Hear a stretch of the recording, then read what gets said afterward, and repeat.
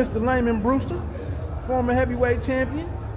How's it going, man? It's good, man. What brings you to Flint? Well, I work for Al Heyman, so I'm here to make sure everything runs the way it's supposed to. Well, you the wrong guy to disappoint, I would imagine. Yeah, I would say that. What's your thoughts on tonight's headline fight with Dirrell and Douglin? It's gonna be a good fight, man. I think this is a fight that his opponent, Anthony Dirrell opponent, he thinks he can win this fight, man. So it's gonna be interesting because he was very confident at the press conference, and we're gonna be looking to see what he's gonna do in the bell ring, man. Okay. Your neck of the woods, the heavyweight division. Yes, sir.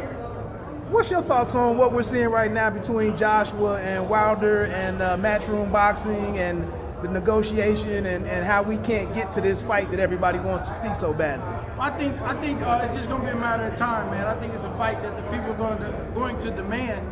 And whenever you got a demand from the people, because you got England versus America, I think it's going to be like the biggest fight since maybe, I don't know, Lamon Brewster or Wladimir Klitschko. It's going to be a big fight. So, where do you think Joshua is right now today? If they were fighting next week, who would you favor in that matchup? Wilder.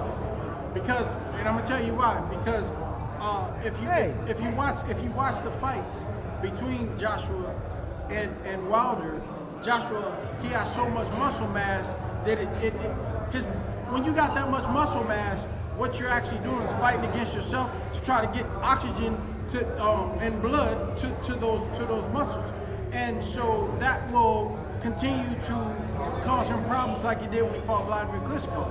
Now with a guy like Wilder, he's lean, he don't have that weight, so he's going to continue to get stronger, and then he knows. Wilder knows that if you watch the tape of when he fought Wladimir, Anthony Joshua, he has trouble with boxers. And let alone, I think Wladimir came in around 240 or something like that. Right. A guy like Wilder's going to come in like his 20s, low 20s, speed. He's got his range down. I think that's going to cause Joshua a lot of trouble. So, Champ, if you and I know this, why is it so difficult for Joshua to change up whatever he's doing so that he can be more fluid, so that he can be more agile? Why are we seeing that? Because sometimes people get that if it ain't broke, don't fix it type of deal. Okay. And as you see in the last fight that he had, he was able to pull out a victory with the Klitschko fight. He was able to pull out the victory. And so if it ain't broke, he's feeling like don't fix it. But at the same time, you gotta study, show yourself approved according to the Bible, and a guy like Wilder is gonna be there to take advantage of him getting tired, him with that slow movement. Yeah, he's a strong guy, but anybody's strong when they fresh, but when those muscles are forced to make moves that you don't want to make, when you get into them later rounds, that gravity takes advantage of those muscles, man. Right. What do you think in Joshua's performance with getting up off the match against Klitschko? Was that like a milestone that maybe you needed to see out of Joshua in his maturation, learning how to dig deep? Was that something that impressed you in that fight? Yeah, and it surprised me, man, because Wladimir was, in my opinion, I thought he was starting to really win that fight, and he was starting to use his jab, use his reach, and he was measuring him, and then it just seemed like he just got caught all of a sudden. So, it was a little confusing to me, man, but at the end of the day, Joshua won. Take my hat off to him. I think he's a good fighter. I think he can still continue to improve, but I think the fight that everybody wants is going to be him and Wilder at the end of the day.